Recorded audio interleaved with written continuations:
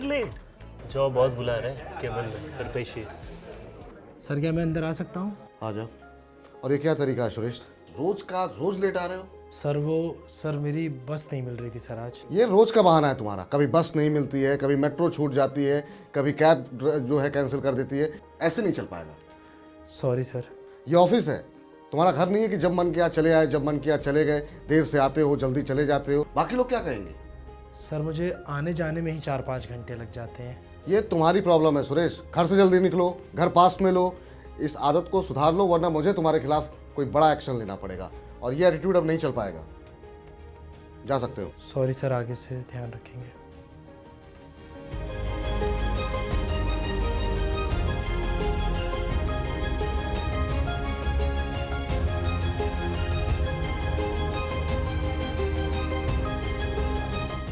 सुरेश भाई, क्या हुआ, इतना परेशान क्यों? यार बॉस एक्शन लेने को कह रहे हैं। क्यों, क्या हो गया ऐसा?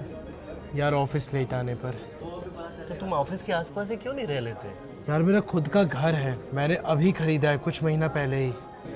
अरे तो फिर घर इतनी दूर लेने का क्या फायदा? और तुम्हें रोज दिक्कत हो रही है तो ऑफिस के आसपास इसलिए बोल रहे हो रह लेते। यार क्या ही बोलूँ मैं। सुरेश ने अपनी कमाई से पहला घर खरीदा। अब बॉस की बात सुनकर उन्हें ऐसा लग रहा है कि शायद उन्होंने गलत फैसला ले लिया। क्यों अफसोस हो रहा है सुरेश को? इसी सवाल का जवाब हम आपको देंगे। सुरेश जैसे लाखों करोड़ों हिंदुस्तानियों का यही तो सपना होता है कि उनके सिर पर किसी दिन छत हो, अपना घर हो, अपनी छत हो, किराए के घर में नहीं रहना पड़े। लेकिन अगर आप बिना होमवर्क किए घर खरीद लेंगे तो सुरेश की ही तरह पछताएंगे। घरों की बढ़ती कीमतें और अच्छी लोकेशन पर कम इन्वेंट्री सुरेश जैसे लोगों के लिए घर ढूंढने की राह को मुश्किल बना रहा है। आप जहां घर खरीद रहे हैं, अगर वहां बसावट कम है, पब्लिक ट्रांसपोर्ट की पर्याप्त व्यवस्था नहीं है, स्कूल, अस्पताल जैसी सुविधाएं नहीं हैं, तो ऐसी जगह पर सस्ते के चक्कर में घर मत खरीदिए, क्योंकि इससे आपका ट्रांसपोर्ट का खर्च बढ़ेगा और टाइम भी बर्बाद होगा। साथ ही प्रॉपर्टी की कीमत भी नहीं बढ़ेगी। घर ऐसी जगह ले जहां डेवलपमेंट के चांसेस ज्यादा हों। घर लेने से पहले लोकेशन को अच्छे से परख लें। आमतौर पर घर की कीमत का 10 से 20% डाउन पेमेंट करना होता है और बाकी का पैसा बैंक फाइनेंस करते हैं। घर बनवाने के लिए भी होम लोन लिया जा सकता है। होम लोन अगर लेना है तो बैंक से प्री अप्रूवल लेना अच्छा रहता है। बैंक आपकी लोन चुकाने की क्षमता का आकलन करके बताते हैं कि आपको कितना लोन मिल सकता है। इससे आप अपने बजट में घर ढूंढ पाते हैं। साथ ही डाउन पेमेंट का भी अंदाजा हो जाता है। अगर आप 4-6 बैंक या NBFC से बात करेंगे तो आपको लोन के लिए बेहतर डील मिल सकती है। टीवी, अखबार या सोशल मीडिया पर विज्ञापन देखकर घर खरीदने वालों को लगता है कि उन्हें सिर्फ बेस प्राइस भरना है, जो प्रति वर्ग मीटर या वर्ग फुट में दिखाई जाती है। लेकिन ऐसा नहीं है। आपको swimming pool, club membership, parking जैसे चार्ज भी देने होते हैं। मनपसंद लोकेशन जैसे कि park facing, road facing, pool facing या कॉर्नर के घर के लिए अलग से प्रेफरेंशियल लोकेशन चार्ज यानी PLC देना होता है। अंडर कंस्ट्रक्शन फ्लैट लेने पर GST भी भरना होता है। इसके अलावा कम से कम 1 साल का एडवांस मेंटेनेंस, स्टैंप ड्यूटी और रजिस्ट्रेशन चार्ज भी देना होता है। इनमें मोटी रकम खर्च होती है। आमतौर पर बैंक इन खर्चों के लिए फाइनेंस नहीं करते हैं। घर बेचते वक्त बिल्डर तमाम वादे करते हैं, लेकिन जरूरी नहीं है कि उसने सभी दावे पूरे किए हों।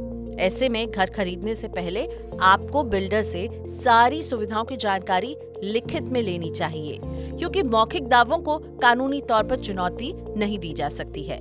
ये भी चेक कर लें कि बिल्डर को संबंधित अथॉरिटी से ऑक्यूपेंसी सर्टिफिकेट मिला है या नहीं। प्रोजेक्ट रेरा में रजिस्टर होना चाहिए। घर या जमीन खरीदते वक्त रजिस्ट्री की जांच करवाएं, ताकि भविष्य में किसी तरह की कानूनी अड़चन ना खड़ी हो। खास करके फर्स्ट टाइम बायर्स को मेरा ये सुझाव है कि सबसे पहली चीज़ आप लोग बिल्कुल भी जल्दी ना करिए। जितनी रिसर्च कर सकते हैं, इंफॉर्मेशन गैदर कर सकते हैं वो करिए, जैसे कि कंस्ट्रक्शन मटेरियल के ऊपर, क्वालिटी स्टैंडर्ड्स के ऊपर। रीसेल के केस में स्पेशली अगर नोएडा, ग्रेटर नोएडा में अगर आप फ्लैट ले रहे हैं तो रजिस्ट्री से पहले एक अथॉरिटी में TM चार्ज लगता है जो ट्रांसफ़र के लिए होता है। वो एक बहुत बड़ा अमाउंट है।